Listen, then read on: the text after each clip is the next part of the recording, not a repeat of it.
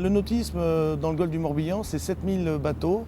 7000 bateaux qui sont pour environ 1500 dans des ports structurés qui sont les ports de Saint-Goustan, de Port-Navalo, de Port-Blanc, de l'Île aux Moines, d'Arradon, de Vannes.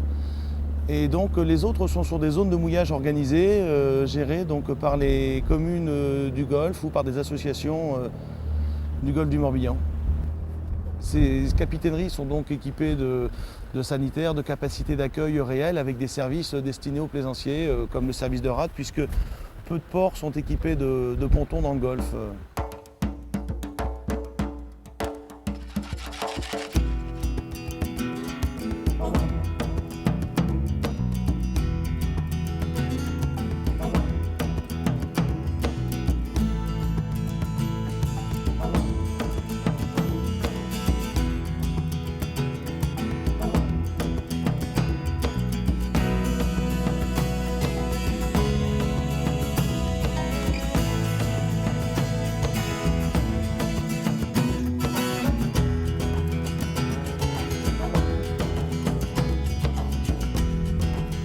C'est au rythme des marées que l'on navigue sur la petite mer.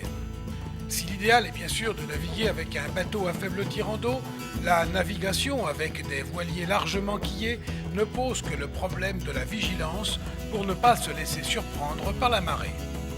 Découvrir le golfe du Morbihan à la voile nécessite de connaître quelques règles.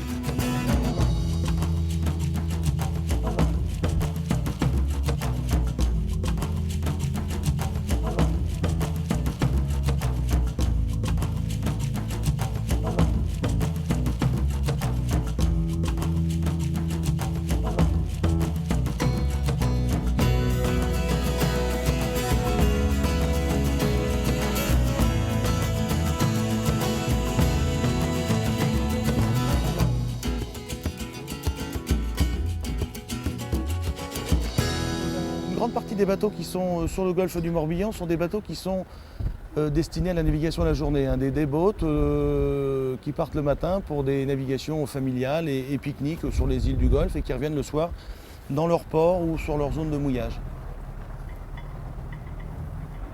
En dehors de certaines zones un peu particulières comme la zone de Port-Blanc, l'Île aux Moines où le mouillage est interdit, effectivement, on peut mouiller à l'extérieur évidemment des concessions portuaires et à l'extérieur des zones de mouillage municipales ou associatives.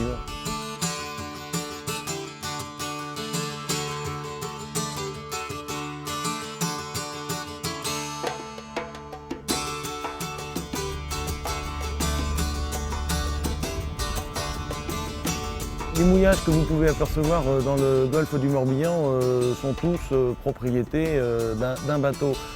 Il ne faut pas se mettre sur n'importe quelle installation puisque l'installation ne correspond pas forcément donc, au bateau que vous avez. La question qu'on peut se poser aussi, c'est l'entretien du mouillage. Ce mouillage peut ne pas être utilisé depuis quelques temps et ne pas avoir été entretenu ou vérifié. Donc il est toujours prudent donc, de prendre contact avec les capitaineries qu'on peut joindre en général sur le canal 9, la capitainerie des ports principaux. Mais il existe un tas de mouillages forains qui permettent, avec des navigations quotidiennes de courte durée, de découvrir et de renouveler chaque jour le plaisir de naviguer dans le Golfe. Ouais.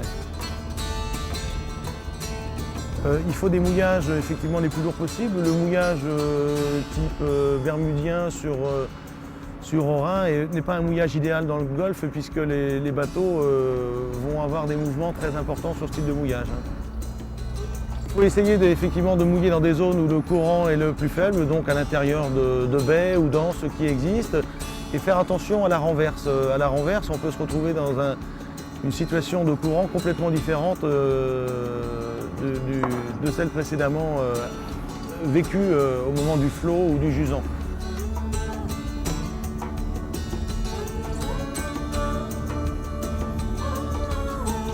Le courant est un facteur très important pour la navigation, surtout la navigation à voile dans le Golfe, puisque à certains endroits il peut atteindre 7 ou 8 nœuds. Donc en général, quand on va dans le Golfe du Morbihan, on rentre avec le flot et quand on en sort, on essaye de le faire avec le jusant.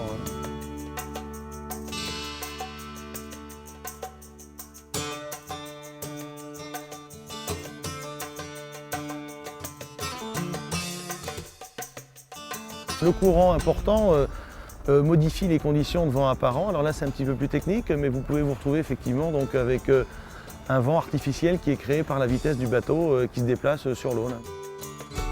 Et il faut être très attentif donc, aux horaires de marée puisqu'on enregistre des décalages de 2 heures par rapport à l'horaire de base qui est l'horaire de Port-Navalo, donc à l'entrée du golfe du Morbihan. Et le décalage peut être jusqu'à 2 heures au niveau du port de Vannes. Sur Port-Blanc-l'Île-aux-Moines, on a déjà 1h30 de décalage par rapport à Port-Navalo. Il existe sur le golfe du Morbihan des horaires qui tiennent compte de ce décalage, donc qui vous donnent des horaires de marée sur Arradon, sur Vannes et d'autres ports du golfe.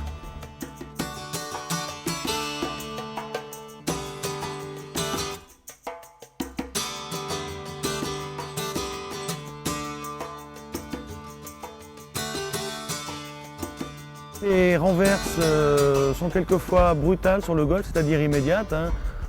Ça ne représente pas de danger en soi, ça n'est pas un mascaret, mais c'est simplement une modification du mouvement de la marée qui se fait instantanément, contrairement au littoral où ça se fait beaucoup plus progressivement. Alors c'est vrai que la plupart des îles sont privées, donc on demande le plus grand respect à tous les plaisanciers qui peuvent mouiller devant une île et la réglementation maritime permet donc d'accéder à terre au plus haut niveau de la mer aux vives eaux, c'est-à-dire sur cette partie de l'estran qui n'est pas privative. Un certain nombre de propriétaires qui ne souhaitent pas avoir leur île envahie posent des pancartes demandant le respect de leur propriété privée.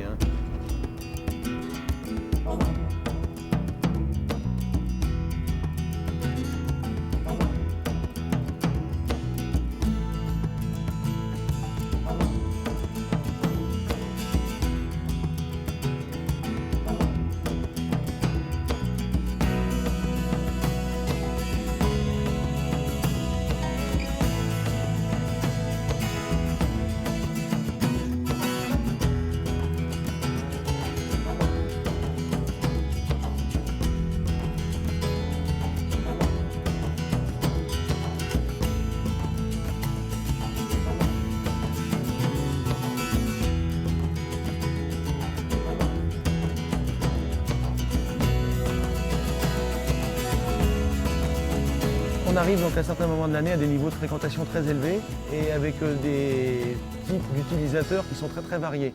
Donc c'est vrai qu'il est important d'éduquer, de communiquer sur la façon de naviguer et de respecter pour les bateaux à moteur ou les scooters de mer éventuellement le respect du voilier, du pêcheur qui est en train de travailler. Et ça c'est une démarche qui n'est pas facile à mener puisqu'il faut pouvoir communiquer le respect de l'environnement, le respect des sentiers côtiers. Une pratique récente existe sur le golfe, c'est la mise en place de tables d'ostréiculteurs. Donc ces tables font quelquefois 2 mètres de haut et sont un obstacle à la navigation. C'est-à-dire qu'un bateau peut renverser ces tables, mais peut aussi être endommagé par ces plateformes métalliques qui sont au fond de l'eau.